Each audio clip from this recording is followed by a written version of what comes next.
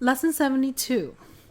In this lesson, you're going to find a lot of the questions similar to the ones that we have done when we used polynomial functions and trig functions and their derivatives.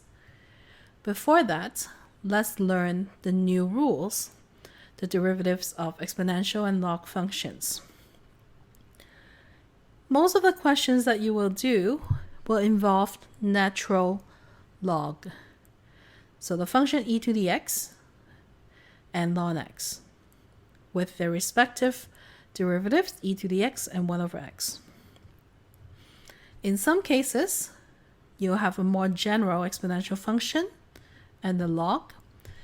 If the base of these functions is not e but base a, notice how we make the adjustments to the format of the derivatives shown on the chart. So in example 1, we are going to take the derivative of f of x equals to 4 to the power of square root x. It looks like we will need to apply the rule for a to the power of x,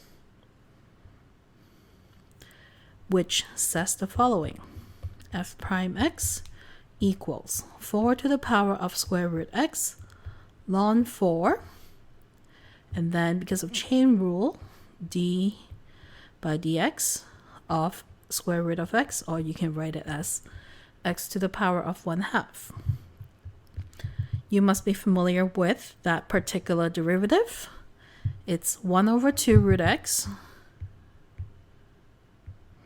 And now let's multiply that to 4 to the power of square root x and ln 4. Question B.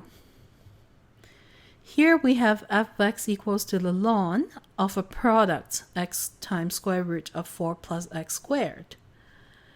Knowing our log properties, when we are taking the ln of a product, it can actually be separated into the addition of ln x plus ln of the square root of 4 plus x squared.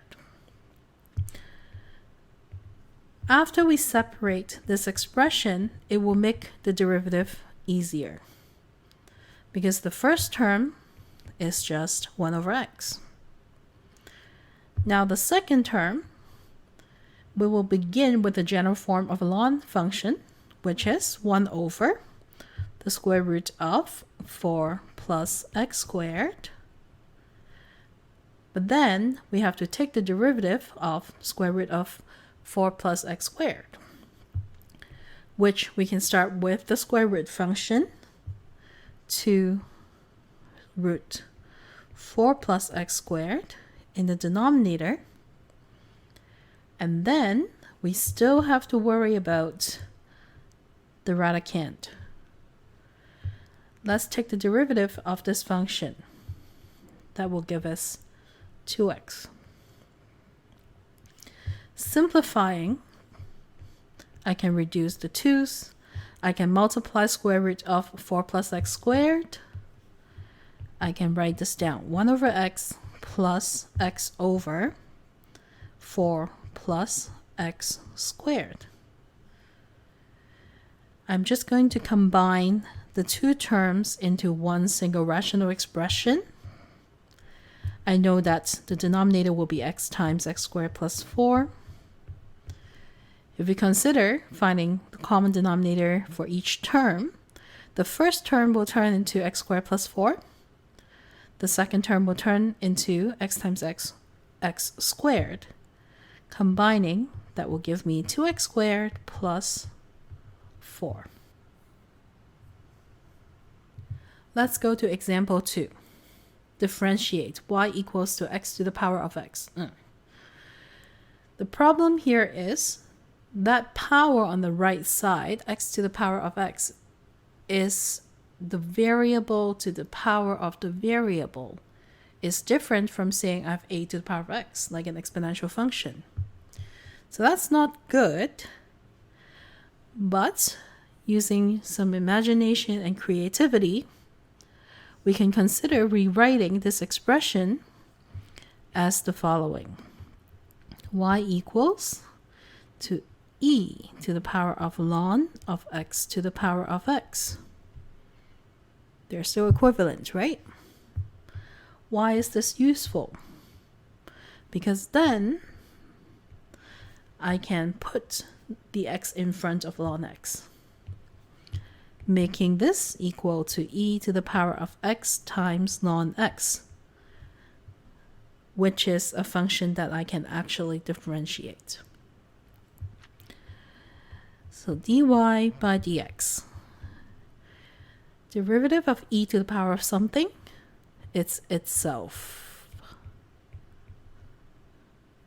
But chain rule says now I have to take the derivative of x times ln x, which is a product. Using product rule, derivative of x is 1 times ln x, plus the derivative of ln x is 1 over x times x, that is 1.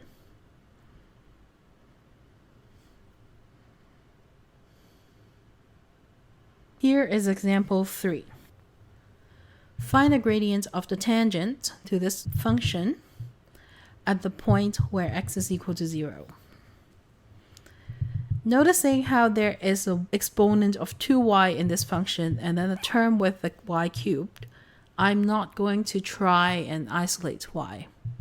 What I'll do instead is to use implicit differentiation. Before that, let's actually calculate the point of tangency, because then we can substitute the coordinates of x and y at that point to find the gradient of this tangent. I have 0 squared times e to the power of 2y plus y cubed equals to 8 e to the power of 0, negative 0. Which means that y cubed is 8, or y is 2. So I get 0, 2. Let's use implicit differentiation to find dy by dx. First term is x squared times e to the power of 2y. I need to use product rule. Taking the derivative of x squared, I get 2x times e to the power of 2y plus x squared times e to the power of 2y, differentiate 2y, which is 2, dy by dx, plus derivative of y cubed, 3y squared, dy by dx, equals to 8 e to the power of negative x, derive negative x, negative 1. We have simple numbers that we can use to sub into this expression. So instead of trying to group like terms writing dy by dx first, I'm just going to do a direct substitution here. So sub 0 and 2. Look at how nice this is. First term, gone. Second term, sub in that 0, gone. And now I have 3 times 2 squared dy by dx equals to negative 8 times e to the power of 0, which is just 1. So this is what I have. Evaluating 3 times 2 squared, so 3 times 4 is 12. Negative 8 over 12, negative 2 over 3. And this is the gradient of the tangent at x equals to 0.